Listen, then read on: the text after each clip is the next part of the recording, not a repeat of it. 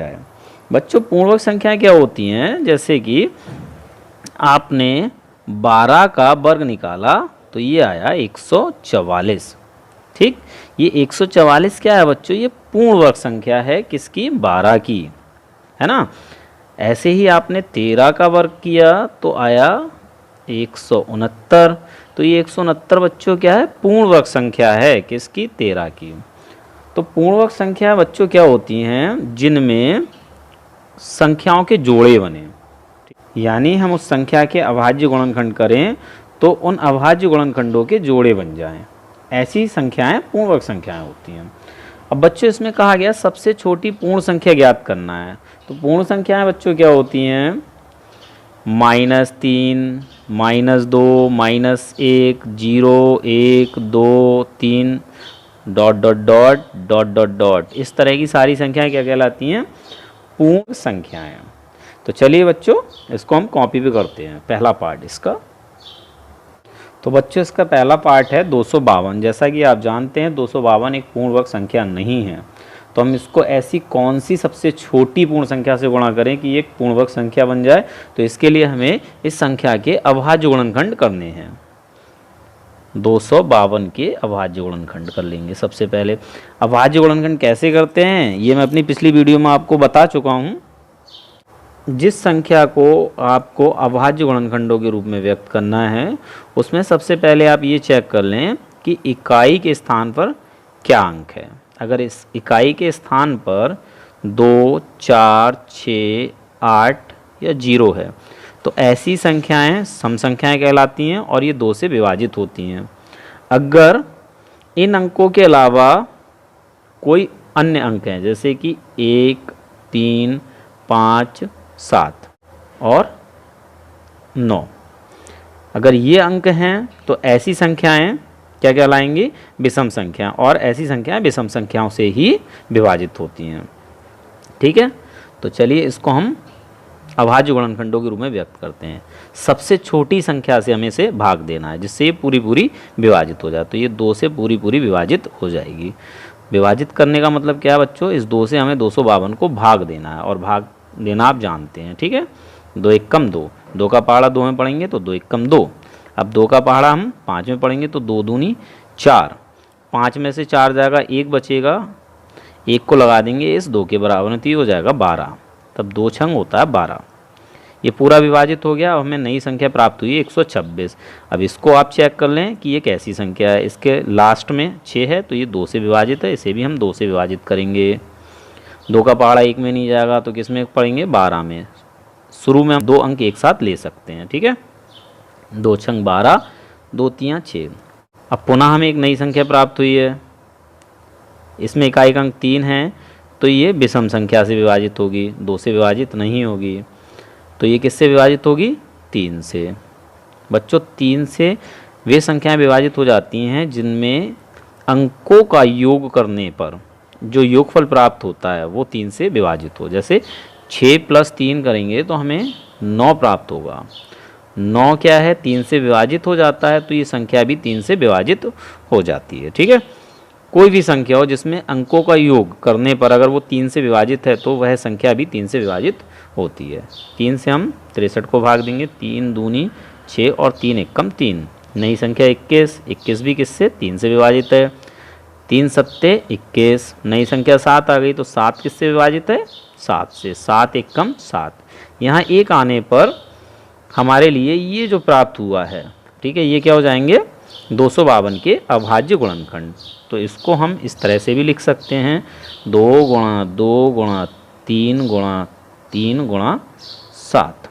इसका मतलब बच्चों क्या है, 252। यानी इन सब की अगर हम गुणा करते हैं तो हमें कितना मिलेगा, 252।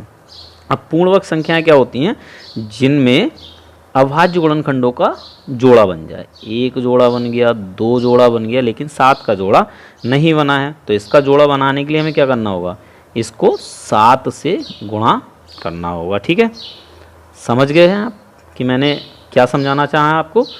यानी इसको अगर हमें पूर्ण वर्ग बनाना है तो इसमें 7 की गुणा कर देंगे तो इस तरह से 7 का भी जोड़ा बन जाएगा। ठीक, तो अब हमें आंसर प्राप्त हो चुका है। जिसका जोड़ा नहीं बना है उसका जोड़ा बनाने के लिए हमने क्या किया, 7 से गुणा किया है। तो वह छोटी से छोटी पूर्ण संख्या 7 है, जिससे हम 252 को गुणा करेंगे तो 252 एक पूर्ण वर्ग संख्या बन जाएगी। ठीक है, इसको हम लिख लेते हैं। वह सबसे छोटी पूर्ण संख्या 7 है, जिससे 252 को गुणा करने पर यह यानी 252 पूर्ण वर्ग संख्या हो जाती है, अर्थात 252 गुणा 7। ठीक है, इसकी हम गुणा कर लेंगे तो जो गुणनफल आएगा वो क्या होगा, पूर्ण वर्ग संख्या। 7 दूनी 14 का 4 हासिल 1, 7 पंजे 35 और 1 36 हासिल 3, 7 दूनी 14 और 3 17। तो 1764 बच्चों क्या है, एक पूर्ण वर्ग संख्या है। ठीक है, इसको पूर्ण वर्ग बनाने के लिए हमने क्या किया है, 7 से गुणा किया है इसको। ठीक, तो ये हमारा आंसर हो जाता है पहला, यानी वह छोटी छोटी संख्या कौन सी, 7 है, जिससे हम 252 को गुणा करेंगे तो 252 क्या हो जाएगी, एक पूर्ण वर्ग संख्या। अब सेकंड इसमें कहा है कि जब ये पूर्ण वर्ग संख्या बन जाए तो उसका हमें वर्गमूल बताना है, यानी इस संख्या का हमें वर्गमूल बताना है। तो वर्गमूल हम इसका निकाल लेते हैं, रूट में रख देंगे 1764 को। ठीक है, जिस संख्या का हम वर्गमूल निकालते हैं उसे किस में रखते हैं, रूट के अंदर, और इसे हम पढ़ते क्या हैं, अंडर रूट 1764। ठीक है, इसे ये पढ़ेंगे बराबर। अब हम गुणनखंड विधि से, अभाज्य गुणनखंड विधि से इस संख्या का क्या करेंगे, वर्गमूल निकालेंगे। तो 1764 को हम क्या करेंगे, अभाज्य संख्याओं के गुणनखंड के रूप में व्यक्त कर देंगे। तो देखिए यहाँ पर 252 के अभाज्य गुणनखंड यहाँ तक थे, जब इसे हमने 7 से गुणा किया तो ये 1764 हो गया। तो ये 1764 के क्या हैं, अभाज्य गुणनखंड। ठीक, इसको हम लिख लेते हैं, 2 गुणा 2 गुणा 3 गुणा 3 गुणा 7 गुणा 7। इसके बाद हमें क्या करना होता है, जोड़े बनाने होते हैं। जोड़ा बन जाता है तो उसमें से एक अंक हम बाहर लिख लेते हैं। जैसे यहाँ 2 का जोड़ा बन गया तो इसमें से एक हमने बाहर निकाल लिया, किससे, रूट से। ठीक, अगला जोड़ा भी बन गया 3 का, तो हमें इस जोड़े में से एक 3 बाहर निकाल लेना, यहाँ गुणा लगाएं और 3 लिख लें। ठीक, अगला जोड़ा भी बन गया है 7 का, तो इसमें से 7 बाहर निकाल लें, गुणा लगाएं और 7 यहाँ लिख लें। अब ये सारी संख्या क्या हो गई, इस रूट से बाहर हो गई, रूट के अंदर कुछ नहीं रहा। इनकी आपस में गुणा करें, 2 3 6 और 6 की गुणा करें 7 से, 6 सत्ते 42। तो ये जो 42 आया आंसर, ये क्या है, 1764 का वर्गमूल। बच्चों वर्गमूल प्लस और माइनस दोनों में आता है, तो हम यहाँ पर केवल प्लस वाली संख्याओं की बात करते हैं। ठीक है, ये हो गए आंसर। अब चलिए सेकंड पार्ट करते हैं। सेकंड पार्ट भी सेम टू सेम हमें इसी तरह से करना है। तो बच्चों हमारे पास पार्ट सेकंड में है 180। ठीक, ये भी एक पूर्ण वर्ग संख्या नहीं है, इसमें भी हमें वही करना है। तो हम सबसे पहले क्या करेंगे, 180 के अभाज्य गुणनखंड करेंगे। 2 2 ने 18 0, फिर 2 से 2 चौक 8, 1 बचा, 10 हो गए, 2 पंजे 10। ठीक, अब हमें नई संख्या प्राप्त हुई 45। ये 2 से विभाजित नहीं होगी, 4 और 5 इन दोनों का योग किया 9 होता है, तो 9 3 से विभाजित होता है, तो ये संख्या भी 3 से विभाजित हो जाती है। 3 का पहाड़ा 4 में पड़े, 3 1 कम 3, 1 बचा, 15 हो गए, 3 पंजे 15। फिर नई संख्या 15 है, ये भी 3 से विभाजित है, 3 पंजे 15, यानी 3 से हमने 15 को भाग दे दिया। हमें प्राप्त हुआ 5। 5 किससे कटेगा, 5 से, 5 1 कम 5, यहाँ 1 प्राप्त हो गया। ये क्या हो गए, अभाज्य गुणनखंड किसके, 180 के। तो इसको हम 180 के सामने लिख देते हैं, 2 गुणा 2 गुणा 3 गुणा 3 गुणा 5। ठीक है बच्चों, अब हम क्या करेंगे, जोड़े बनाएंगे। 1 जोड़ा बन गया, 2 जोड़ा बन गया। इसमें 5 का जोड़ा नहीं बना है, तो 5 का जोड़ा बनाने के लिए हम क्या करेंगे, इसको 5 से गुणा कर देते हैं तो 5 का भी जोड़ा बन जाता है। ठीक है, तो हमें आंसर अपना प्राप्त हो जाता है। हम क्या लिखेंगे, वह सबसे छोटी पूर्ण संख्या 5 है जिससे 180 को गुणा करने पर यह एक पूर्ण वर्ग संख्या हो जाती है, अर्थात 180 गुणा 5 बराबर 900। 900 क्या है, एक पूर्ण वर्ग संख्या है। ठीक है, तो इसका आंसर क्या है बच्चों, 5। अब हमें क्या करना है, ये जो पूर्ण वर्ग संख्या बन गई इसका वर्गमूल निकालना है। तो हम क्या करेंगे, इस 900 को रूट के अंदर लिख देंगे 900 और इसके अभाज्य गुणनखंड कर देंगे। अभाज्य गुणनखंड बच्चों हमारे क्या हैं, यही वाले होंगे। यहाँ तक 180 के थे तो इसको हमने पूर्ण वर्ग बनाने के लिए 5 से गुणा किया, तो ये सारा अब किसका है, 900 का अभाज्य गुणनखंड। तो हम लिखेंगे 2 गुणा 2 गुणा 3 गुणा 3 गुणा 5 गुणा 5। फिर जोड़े बना लो, एक को बाहर निकाल लो। ठीक है, और इनकी आपस में क्या कर दो, गुणा कर दो। 2 3 6 6 पंजे 30। ठीक, प्लस वाली संख्या लेंगे तो ये हमारा क्या हो जाता है, वर्गमूल किसका, 900 का। तो हमारी दोनों आंसर हो जाते हैं। चलिए पार्ट थर्ड करते हैं बच्चों। पार्ट थर्ड है 1008, इसको भी हमें वही करना है।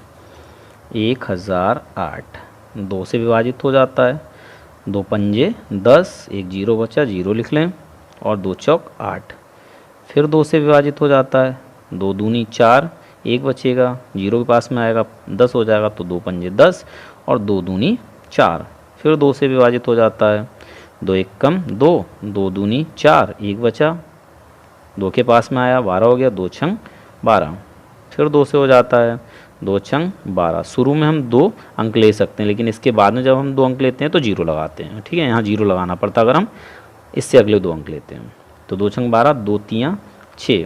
अब ये विषम संख्या हो गई और इसका योग 9 हो रहा है जो 3 से विभाजित हो, तो ये भी 3 से विभाजित हो जाती है। 3 से 3 दूनी 6, 3 एक कम 3, 21 3 से विभाजित होती है, 3 सत्ते 21, और 7 7 से विभाजित होता है, 7 एक कम 7। यहाँ हमें एक प्राप्त हो गया।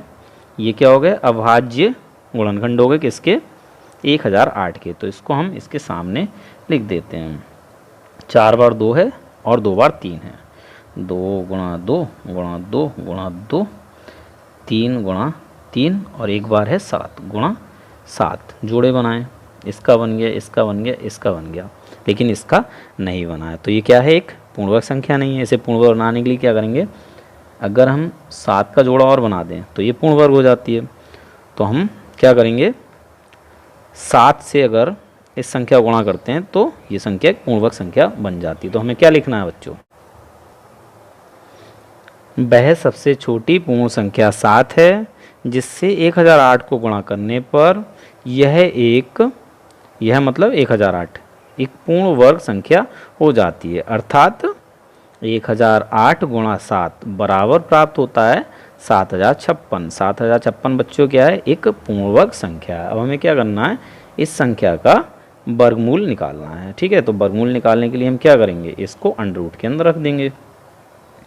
Under root 7056। अब इसको अभाज्य गुणनखंडों के रूप में लिख दें। जो हमारे ऊपर ये गुणनखंड है यही लिखना हमें। 2 गुणा 2 गुणा 2 गुणा 2 गुणा 3 गुणा 3 गुणा 7 गुणा 7। ठीक है, अब इसके जो जोड़े हैं उसको बाहर कर लो, 1 2 3 4। ठीक, 2 2 3 7, इनकी आपस में क्या करना, गुणा। 2 दूनी 4, 4 3 12, 12 सत्ते 84। 84 क्या है, वर्गमूल है किसका, 7056 का। ये हमारे दोनों आंसर हो जाते हैं, पहला आंसर 7 और दूसरा आंसर 84। ठीक है बच्चों, चलिए पार्ट 4 करते हैं बच्चों। फोर्थ पार्ट है 1458। इसके भी आप क्या करेंगे, अभाज्य गुणनखंड। 2 से 2 सत्ते 14, 2 दूनी 4, 2 नेम 18।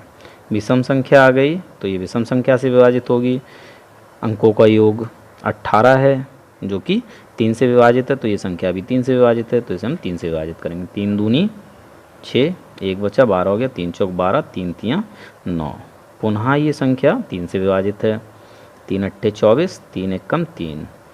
ये संख्या भी 3 से विभाजित है, 3 दूनी 6 और 3 सत्ते 21। पुनः 3 से, 3 नेम 27, पुनः 3 से, 3 तियाँ 9, ठीक है। और ये भी 3 से, 3 एकम 3। यहाँ 1 प्राप्त हो गया, ये क्या हो गए गुणनखंड हो गए किसके 1458 के। तो इसको हम 1458 के सामने लिख देते हैं। 2 गुणा 3 गुणा 3 गुणा 3 गुणा 3 गुणा 3 गुणा 3। 1 2 3 4 5 6, 1 2 3 4 5 6, ठीक है। जोड़े बनाओ, इसका जोड़ा बन गया, इसका जोड़ा बन गया, इसका जोड़ा नहीं बना, तो ये एक पूर्णवर्ग संख्या नहीं है, अर्थात हमें 2 का भी जोड़ा बनाना है, तो इसे 2 से गुणा कर दें, ठीक। तो इसका भी जोड़ा बन जाएगा। तो हम क्या लिखेंगे बच्चों, वह सबसे छोटी पूर्ण संख्या 2 है जिससे 1458 को गुणा करने पर यह यानी 1458 एक पूर्ण वर्ग संख्या हो जाती है। अर्थात 1458 को 2 से गुणा करेंगे तो 2916 होगा। 2916 क्या है, एक पूर्ण वर्ग संख्या है, ठीक है। अब इसका हमें वर्गमूल निकालना है, तो इसको हम रूट में रखेंगे 2916 और इसको अभाज्य गुणनखंडों के रूप में लिख देते हैं। ये हमारे जो गुणनखंड है इसमें 2 गुणा 2 गुणा 3 गुणा 3, 1 2 3 4 5 6, ठीक है। अब इसके जोड़े बनाकर इसे बाहर निकालो। 1 2 3 4 सबके जोड़े हैं, 2 3 3 3, इनकी सबकी क्या करना है, हमें गुणा कर देनी है। 2 तियाँ 6, 6 तियाँ 18, 18 तियाँ 54। 54 क्या है, वर्गमूल है 2916 का। ये हो गया आंसर, ठीक है। पहला आंसर 2 और दूसरा वर्गमूल 54, ठीक। चलिए पार्ट नंबर 5 करते हैं बच्चों। 5वां पार्ट है 768। इसको भी हमें अभाज्य गुणनखंडों के रूप में व्यक्त करना है। 768, 2 से, 2 तियाँ 6, 1 बचा, 2 अट्ठे 16, 2 चौक 8, फिर 2 से होगा, 2 एकम 2, 1 बचेगा 18 हो जाएगा, 2 नेम 18 और 2 दूनी 4, फिर 2 से होगा, 2 नेम 18, 1 बचेगा, 2 छंग 12, फिर 2 से होगा, 2 चौक 8, 1 बचा, 2 अट्ठे 16, फिर 2 से, 2 दूनी 4 और 2 चौक 8, फिर 2 से, 2 एकम 2, 2 दूनी 4, फिर 2 से, 2 छंग 12, फिर 2 से, 2 तियाँ 6, फिर 2 से, सॉरी 3 से, 3 एकम 3, ठीक। थोड़ा सा मैं इसकी ब्राइटनेस कम कर देता हूँ, ठीक। अब ये हमें क्या प्राप्त हो गए, इसके अभाज्य गुणनखंड। तो इसको हम लिख लेते हैं। 1 2 3 4 5 6 7 8, 2 गुणा 2 3 4 5 6 7 और 8 और लास्ट है 3, ठीक। जोड़े बनाएं 1 2 3 4, 3 का जोड़ा नहीं बना है तो हमें क्या करना है, इस संख्या को 3 से गुणा कर दें तो 3 का भी जोड़ा बन जाएगा और इस प्रकार से 768 क्या बन जाएगी, एक पूर्ण वर्ग संख्या। तो हम क्या लिखेंगे बच्चों, वह सबसे छोटी पूर्ण संख्या 3 है जिससे 768 को गुणा करने पर यह एक पूर्ण वर्ग संख्या हो जाती है, यानी 768। अर्थात 768 गुणा 3 होता है 2304। ये क्या है, एक पूर्ण वर्ग संख्या है। इसका अब हमें वर्गमूल निकालना है तो इसको रूट के अंदर लिख दो। 2304 बराबर अभाज्य गुणनखंड के रूप में लिखें इसे 2 गुणा 2 गुणा 2 गुणा 2 गुणा 2 गुणा 2 गुणा 2, कितनी बार है, 1 2 3 4 5 6 7 8 बार, 1 2 3 4 5 6 7 और ये 8 बार, फिर 3 गुणा 3, ठीक। जोड़े बना लें और बाहर कर दें। 1 2 3 4 5 सबके जोड़े हैं तो 2 गुणा 2 गुणा 2 गुणा 2 गुणा 3। अब इनकी गुणा कर लें। 2 दूनी 4, 4 दूनी 8, 8 दूनी 16, 16 तियाँ 48, 48। ये क्या है, वर्गमूल है 2304 का। ये हो गया आंसर, ठीक है। पहला आंसर क्या है 3 और दूसरा आंसर यानी वर्गमूल 48, ठीक।